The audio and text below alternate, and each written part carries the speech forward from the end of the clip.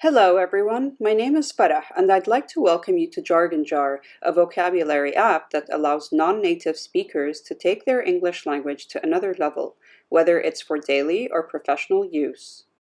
Meet our persona, Suha, a 38-year-old mother of two who recently moved to the US with her family. She was working as a bank teller for 13 years and used Arabic primarily in her job. Her native language is Arabic.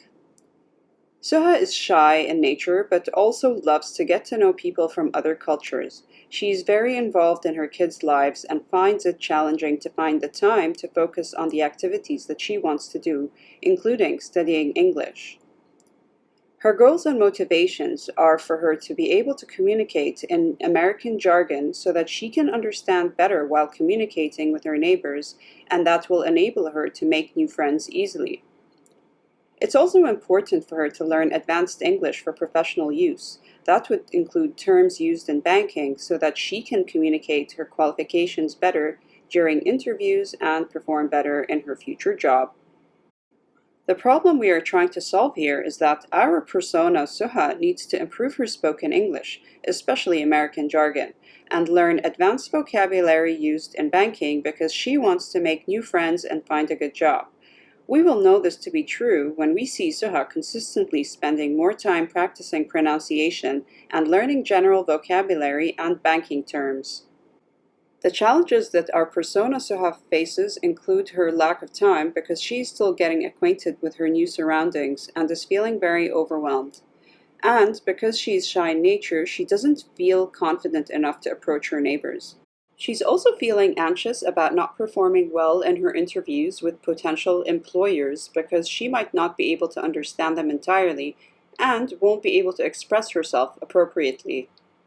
We created two user flows for our Jargon Jar app. The first was directed at new users whom we would like to get to know, to help them learn new vocabulary by going through a series of methods and flashcards. After the splash screen, our intro pages explain to the user what our app offers them, from learning vocabulary using different methods to improving their spoken English by giving the option to practice with a study buddy and learning more advanced professional terms for the workplace. The new user would continue by pressing on Get Started, while a registered user can press on Login. The app tries to get to know the user by asking if English is their native or secondary language, and by asking the reasons why the user wants to learn English. The user then gets different options to ease the sign-up process, and then is prompted to take a test so that the app can determine the user's overall level in English. After the test is taken, the user is led through an onboarding process that displays the different categories provided in the navigation bar. The profile page can be modified and contains all the user's information that include interests, level of English, and preferred accent. The user can also set a customizable alarm to receive notifications for specific tasks such as learning vocabulary using flashcards or a meeting time with a study buddy. The knowledge map is a graph that displays the initial amount of knowledge that the user had when they first did the test and shows their progress as they use the app. Retaking the test could help the user reassess their knowledge and level on the app. Upgrade Plan shows the different plans that the user can subscribe to when they are ready to make a commitment and continue their learning journey. Categories can be accessed from the profile page. It gives the user a wide choice to select from so that the app can intuitively understand their points of interest and the vocabulary will be customized accordingly. The Study Buddy page is a way for users to connect with each other and practice spoken and written English. The users will be able to exchange short audio and text messages while practicing. Users will be able to find a study buddy of their choice. For example, if they're looking for someone who is a native speaker or not, their level of English, and time zone that they are in. A buddy list can be created so that users can stay in contact with each other. The jar is the user's personalized page for learning words. It enables the users to access flashcards, add new or favorite words, and to revise words that have been marked throughout their learning in flashcards. The user also has the option to create different jars of their choice that can be categorized to their liking, and they will be able to revise or get tested on the words again through flashcards. Accessing the flashcards gives the user the choice to go to a previously saved level or to select a new category or level that they want to practice in. The 4 wireframes to the right show the different methods used in flashcards that would diversify the way the user learns the words, which would include definitions, multiple choice questions, fill in the blanks, audio, etc. Our second user flow explains a registered user's journey through the app to practice spoken and written English with a study buddy.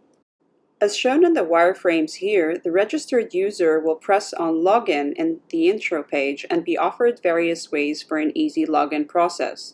The user will then be taken to the home page, which is personalized towards the user and gives them the option to continue where they left off, access flashcards, categories, study buddy, jar, and even their updated scoreboard.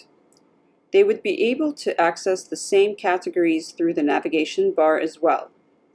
Going into more depth on the Study Buddy page, after pressing the search button, the user will be directed towards a list of study buddies that they could potentially connect with. After they click on a name, more details of that study buddy will appear. When the user clicks on Connect, the potential study buddy will be notified and will have to respond for both parties to be mutually connected. The objective from our usability test plan is to observe how users are navigating Jargon Jar by performing tasks such as the ease in which new users sign up and registered users log in. We are also concerned about how the user navigates the app generally, the journey they take to learn new words through flashcards, and their ability to connect with a study buddy. The usability tests were a great way for us to get feedback on Jargon Jar and to observe the user flow in performing the user tasks. In the intro, right after the splash screen, we found that new users were getting confused about which button to press to continue with the app use. Therefore, we decided to remove the login feature from being a button and displayed it in a smaller text.